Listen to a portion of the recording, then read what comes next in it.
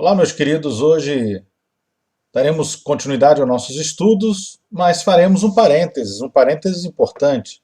Nós estamos num momento de Páscoa e nada melhor do que fazer esse parênteses e explicar um pouco mais sobre a Páscoa, o que ela significa, como ela surgiu, como ela apareceu no Velho Testamento, como ela se confirma no Novo Testamento, o que Deus tem para nós, qual o impacto, qual é a relevância para o povo de Deus, para os judeus, para os cristãos, qual é a relevância da Páscoa nas nossas vidas. Hoje nós veremos a Páscoa.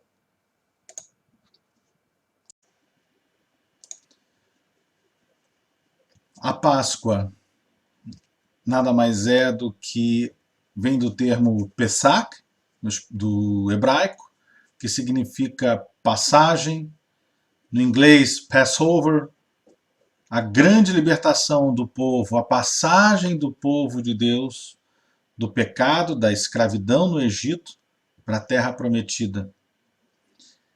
Isso no Velho Testamento, e nós vamos ver no Novo Testamento o cumprimento dessa libertação através de Cristo Jesus, aonde o nosso libertador, o que antes era Moisés, conduzindo o povo para a terra prometida,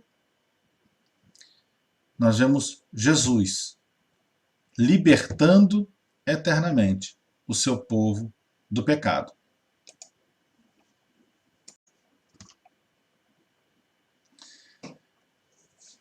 Nosso Deus, Jeová, um Deus de aliança. A Páscoa é mais uma aliança que o Senhor faz com o seu povo. E a palavra aliança, ela tem o significado de trato ou tratado, pacto, contrato ou testamento.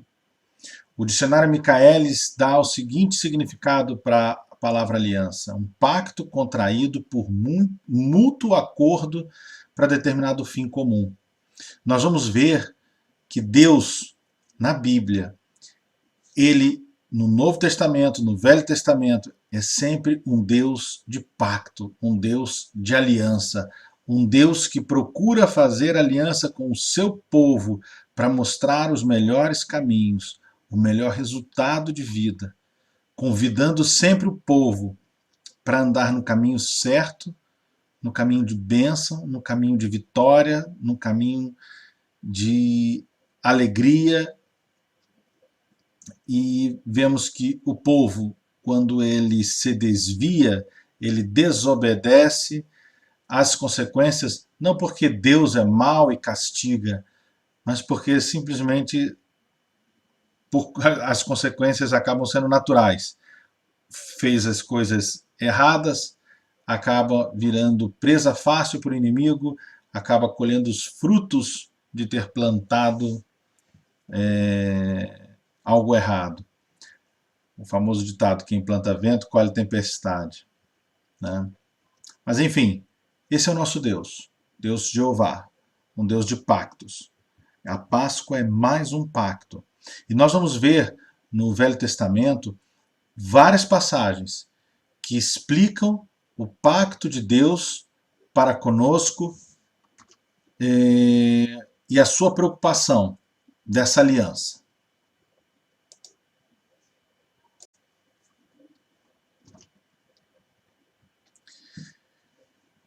Primeiro, Deuteronômio 7, de 8 a 9, o acordo de Deus com o seu povo, diz assim: mas foi porque o Senhor os amou e por causa do juramento que fez aos seus antepassados, por isso ele os tirou com mão poderosa e os redimiu da terra da escravidão, do poder do faraó, rei do Egito. Saibam, portanto, que o Senhor, o seu Deus, é Deus.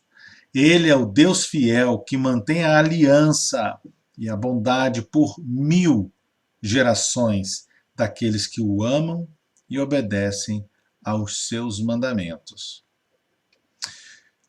Segundo, Gênesis 17, de 1 a 3, o compromisso com os patriarcas, quando Abraão estava com 99 anos de idade, o Senhor lhe apareceu e disse: eu sou o Todo-Poderoso.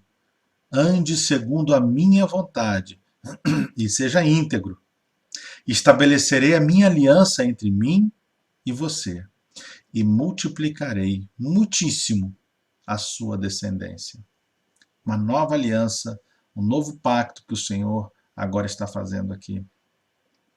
Êxodo 6, 7, Deus de Israel: eu os farei meu povo e serei o Deus de vocês. Então vocês saberão que eu sou o Senhor, o seu Deus, que os livra do trabalho imposto pelos egípcios. Deus se referindo, falando com Moisés e se referindo ao povo hebreu que estava como escravo no Egito. Jeremias 31, a nova aliança. Então, chegando os dias, declara o Senhor, quando farei uma nova aliança com a comunidade de Israel e com a comunidade de Judá. Aqui ele já está antevendo e falando de Cristo, apontando para Cristo Jesus. Versículo 32. Não será como a aliança que fiz com seus antepassados, quando os tomei pela mão para tirá-los do Egito, porque quebraram a minha aliança, apesar de eu ser o Senhor deles, diz o Senhor. Aqui o Senhor já está apontando essa aliança que ele faria através de Cristo Jesus. Por isso a nova aliança, em Jeremias, no Velho Testamento. Marcos 14, 24, essa nova aliança. E eu lhes disse, isto é o meu sangue da aliança, que é derramado em favor de muitos. Jesus, na sua última ceia, fazendo essa declaração de aliança, da sua aliança para com o seu povo. Romanos 6, 11, de 26 a 27, o perdão. E assim todo Israel será salvo, como está escrito. Virá de Sião o Redentor que desviará de Jacó a impiedade. E esta é a minha aliança com eles quando eu remover os seus pecados. E os pecados são removidos pelo sangue de Cristo Jesus. Hebreus 9, 15. Bênçãos eternas. Por essa razão, Cristo é o mediador de uma nova aliança para que os que são chamados recebam a promessa da herança eterna, visto que ele morreu como resgate pelas transgressões cometidas sobre a primeira aliança. Hebreus 10, de 19 a 25. Portanto, irmãos, temos plena confiança para entrar no Santo dos Santos, pelo sangue de Jesus, por um novo e vivo caminho que ele nos abriu por meio do véu, isso é, do seu corpo. Temos, pois, um grande sacerdote sobre a casa de Deus. Sendo assim, aproximemo-nos de Deus com um coração sincero e com plena convicção de fé, tendo os corações aspergidos para nos purificar de uma consciência culpada, e tendo os nossos corpos lavados com água pura. Apaguemo-nos com firmeza a esperança que professamos, pois aquele que prometeu é fiel. E consideremos uns aos outros para nos incentivarmos ao amor e às boas obras. Não deixemos de reunir-nos como igreja, segundo o costume de alguns, mas procuremos encorajar-nos uns aos outros, ainda mais quando vocês veem que se aproxima o dia.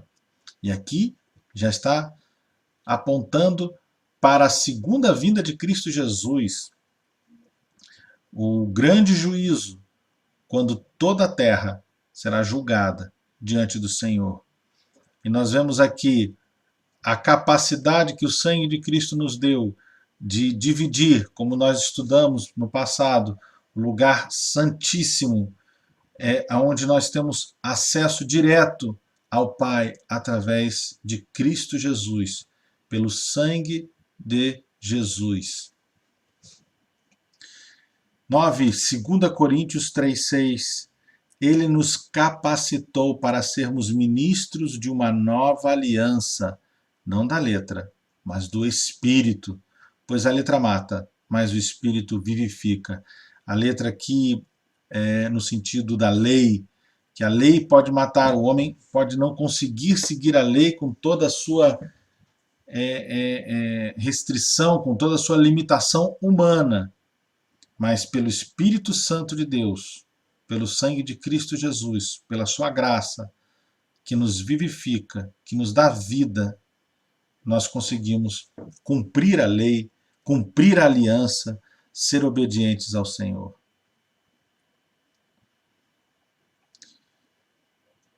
Ok? Vimos então o que foi a aliança, as alianças de Deus no Velho Testamento, suas respostas no Novo Testamento também. Agora vamos ver como a Páscoa se estabelece. Então vamos lá. Após os 400 anos de sofrimento, e aqui vamos aproveitar que a palavra fermento foi mencionada e vamos fazer um parênteses no que seria o fermento. Só para entendermos. O fermento, ele tem, na Bíblia, ele nos mostra como 3 sentidos. Ele pode ser para o bem, para o mal, ou também pode representar o pecado. Tá? Então, em Mateus 13:33, o fermento, no caso aqui, com um significado bom, positivo. E contou-lhes ainda outra parábola, Jesus falando. O reino dos céus é como o fermento que uma mulher tomou e misturou com uma grande quantidade de farinha, e toda a massa ficou fermentada. Cresceu, se multiplicou. Aqui é uma explicação sobre o reino dos céus. Vai ter lugar para todos. Se multiplica, ele cresce, é abundante. Em Gálatas 5:9 já tem um significado negativo. Um pouco de fermento leveda toda a massa. E 1 Coríntios 5:7-8, no sentido de pecado. Livrem-se do fermento velho, para que sejam massa nova e sem fermento, como realmente são. Pois Cristo, nosso Cordeiro Pascual, foi sacrificado. Por isso, celebremos a festa, não com o fermento velho, nem com o fermento da maldade e da perversidade, mas com os pães sem fermento, os pães da sinceridade e da verdade. Aqui, Paulo está convidando a comunidade de fé a deixar para trás toda a religiosidade, todo o peso da religiosidade que poderia afastá-los da presença de Deus e entender verdadeiramente o chamado de Deus para cada um, desenvolver a relação com Deus e não a religião com Deus, para que eles pudessem ter uma vida com pães da sinceridade e da verdade. Essa aliança que Jeová fez com o povo é a mesma aliança que Israel faz com o Senhor. E ele aceita essa aliança no passado. Jeová, ele é um Deus de alianças, ele é um Deus de pactos. Nós estamos dispostos, preparados a cumprir e obedecer o pacto de Deus nas nossas vidas? Vamos dar continuidade e ver aqui as alianças através do Antigo Testamento. Vamos dar uma caminhada pelo Antigo Testamento. Em Gênesis 6:18, diz: Mas com você eu vou fazer uma aliança. Portanto, entre na barca ou na arca e leve com você a sua mulher e os seus filhos e as noras. Deus falando com Noé. E vemos a aliança que, inclusive, que o Senhor faz, a aliança de que a terra não seria mais inundada pelas águas, o arco-íris, que esse é uma demonstração eterna, clara até hoje, do pacto que o Senhor fez, de que jamais voltaria a cobrir com águas toda a terra. Gênesis 17:4, eu faço com você essa aliança. Prometo que você será pai de muitas nações. O Senhor falando com Abraão. Gênesis 17:7, a aliança que estou fazendo para sempre com você e com os seus descendentes é a seguinte: Eu serei para sempre o Deus de vocês e o Deus de seus descendentes.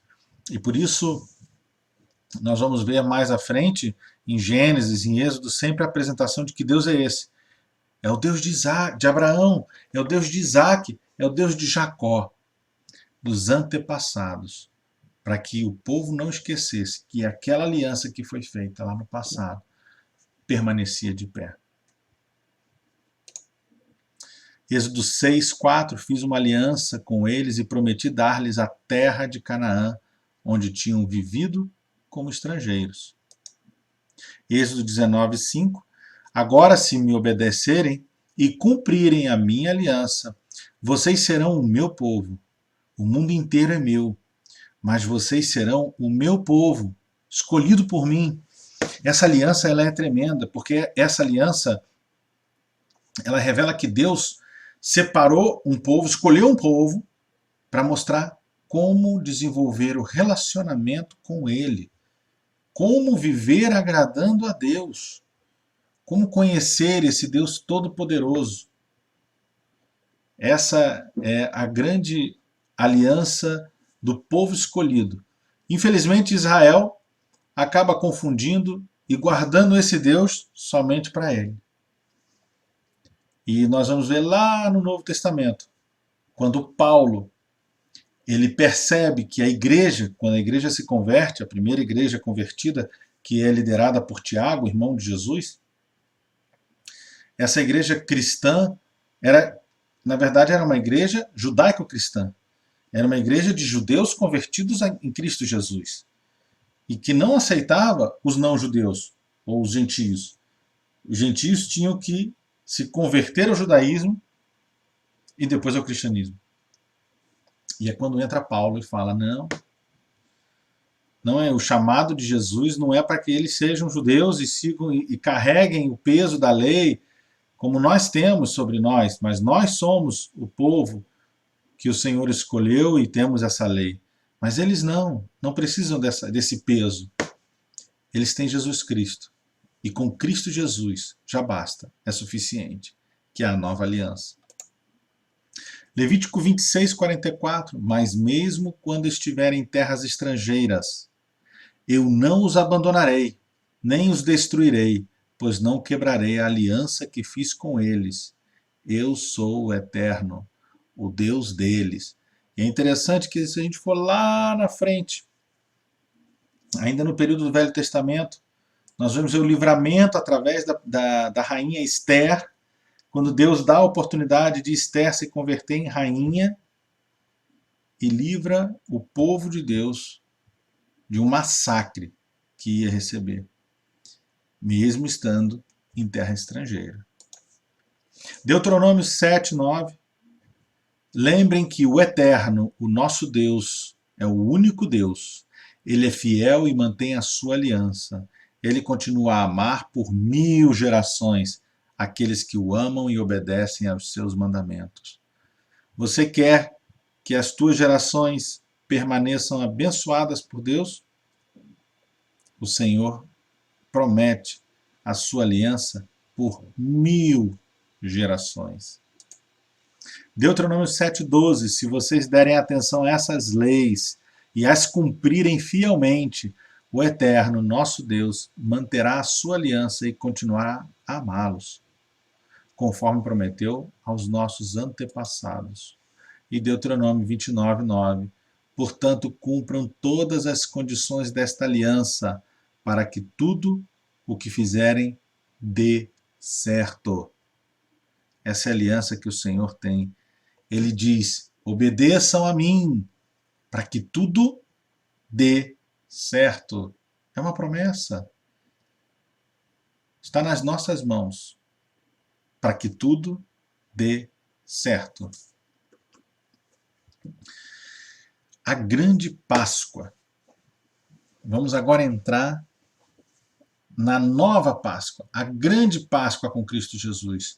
E como que ela começa? Ela começa desde a instituição do Holocausto, aonde nós vamos ver o primeiro sacrifício em Gênesis, aonde Deus mostra que O pecado, para ser limpo, ele precisava ser transferido para outra pessoa ou um animal inocente, puro, e assim era esse holocausto, era feita essa transferência, e nós vimos em aulas passadas também quanto aos cuidados que o Senhor revela ao povo, aos levitas, de como deveria se cuidar com o holocausto. E vamos ver que mais à frente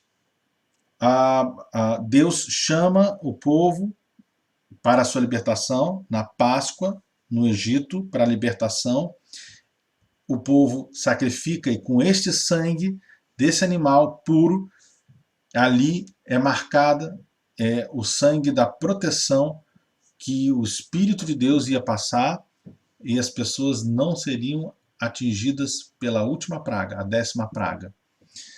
E finalmente, acaba chegando, tudo isso é um preâmbulo para a gente entender o poder dessa transferência de pecado, de maldição, de dores, de transgressões, de feridas, de enfermidades que se faz para outro, para, no caso, um animal puro, porque o animal não tem como errar, não tem como pecar, o animal é inocente por isso.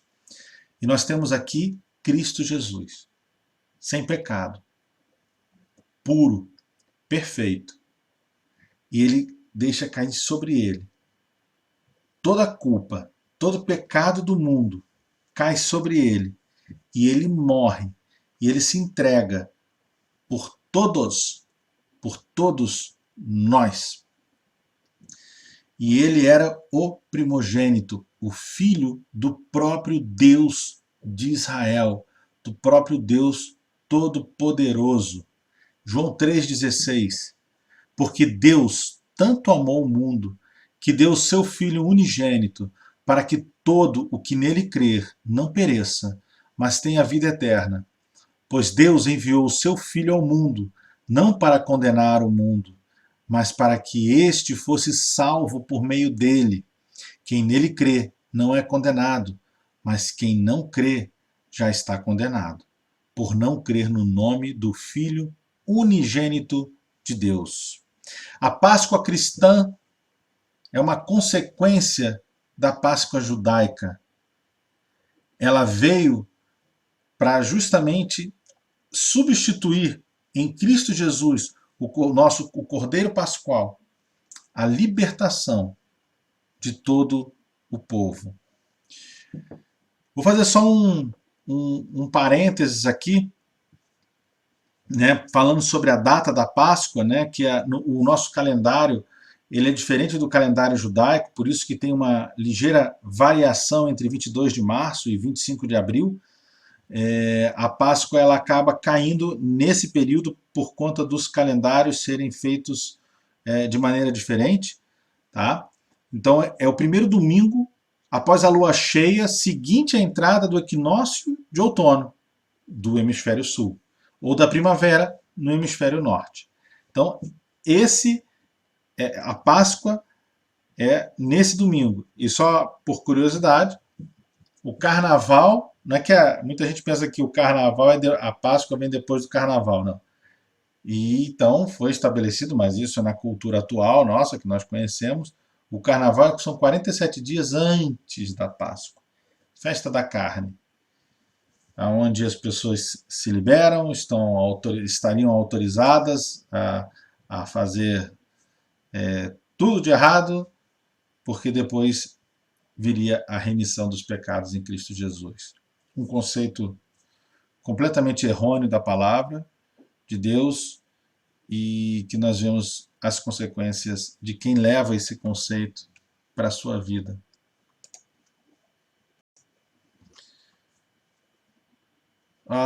Vamos ver aqui algumas profecias cumpridas por Cristo Jesus, o Cordeiro Pascual,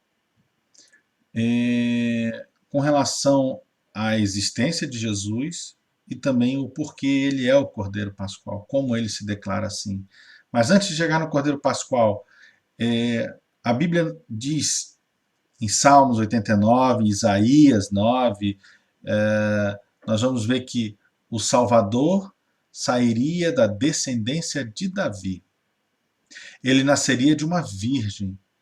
Ele nasceria em Belém, faria uma entrada triunfal em Jerusalém, os soldados lançariam sorte pelas suas vestes, suas últimas palavras antes de morrer foram preditas, ele morreria junto a criminosos, sua morte seria para a salvação de toda a humanidade e ressuscitaria dos mortos no terceiro dia.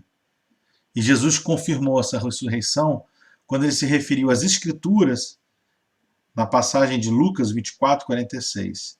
Ele faz exatamente essa menção. E Pedro confirma, citando essa profecia de Davi, no livro de Atos, capítulo 2. Nós vemos isso também. Vamos caminhar um pouco sobre o cumprimento dessas profecias. Vendido por 30 moedas de prata. No Velho Testamento, Zacarias já dizia: eu lhes disse, se acharem melhor assim, paguem-me, se não, não paguem. Então eles pagaram 30 moedas de prata. No Novo Testamento, então um dos 12, chamado Judas Iscariotes, dirigiu-se aos chefes dos sacerdotes e lhes perguntou: o que me darão se eu entregar a vocês, entregar a Cristo Jesus?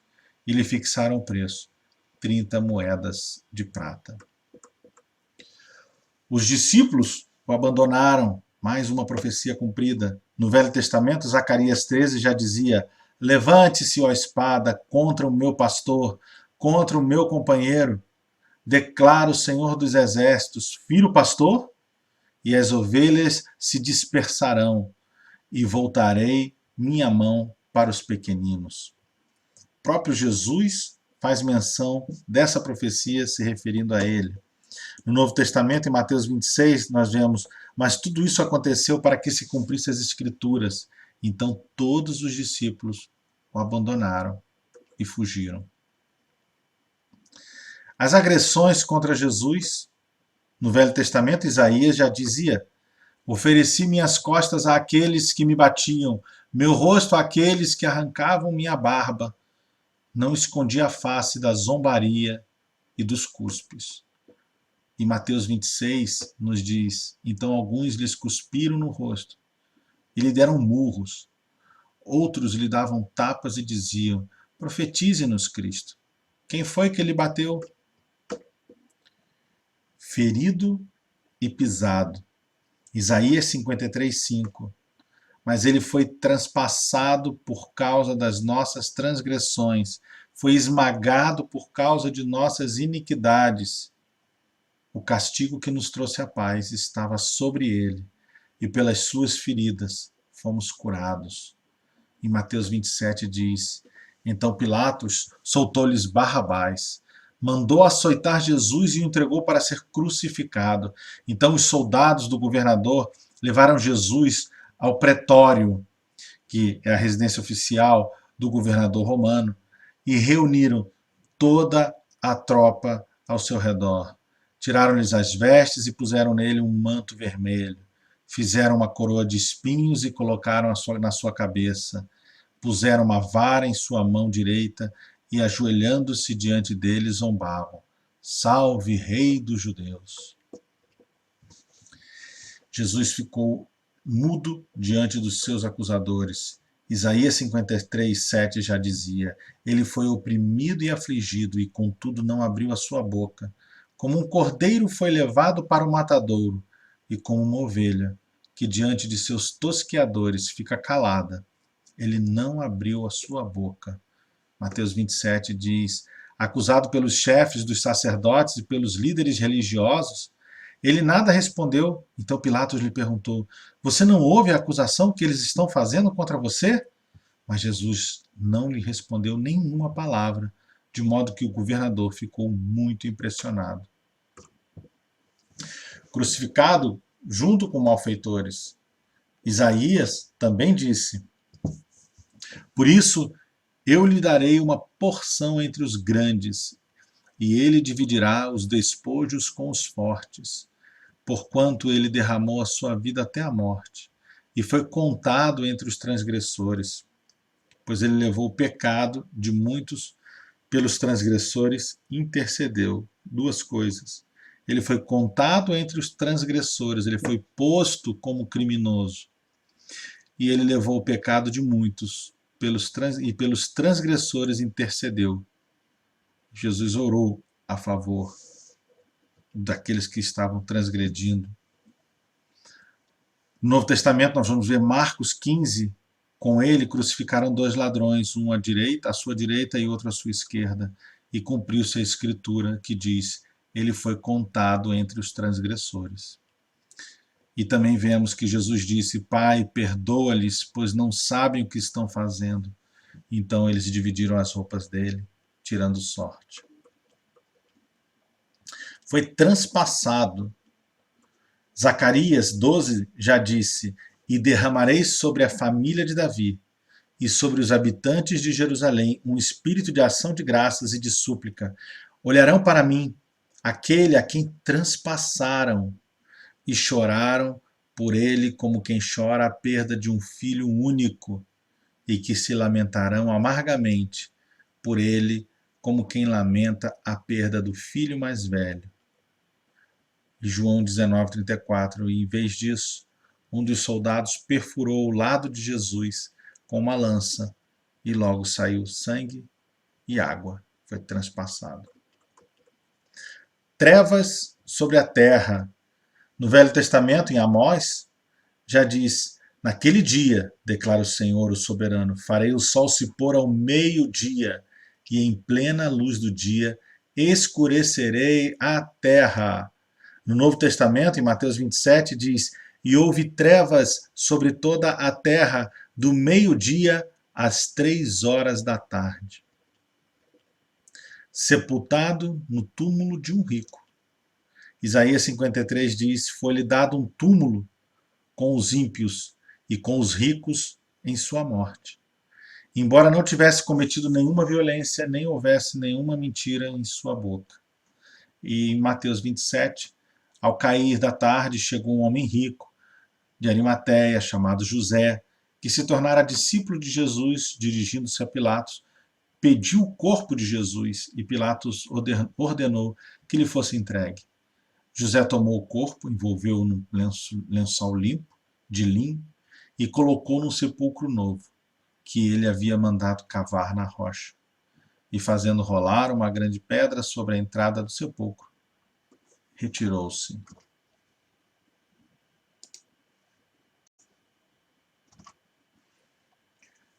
A nova Páscoa com Cristo Jesus, ela está marcada pela morte e ressurreição de Cristo Jesus.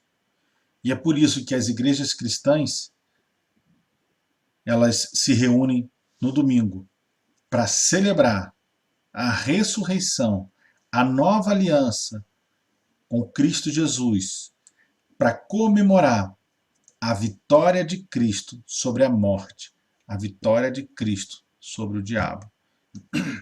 E a ceia do Senhor, ela vem em paralelo. Ela é uma celebração, uma ordenança de Deus, de Cristo, para lembrarmos que aquele pão é o corpo de Cristo, moído por nós. E aquele cálice de suco, de vinho, suco de uva, ele é o sangue de Cristo, que veio para nos lavar, para nos salvar. E por isso a igreja, ela periodicamente, ela celebra a ceia do Senhor na sua congregação.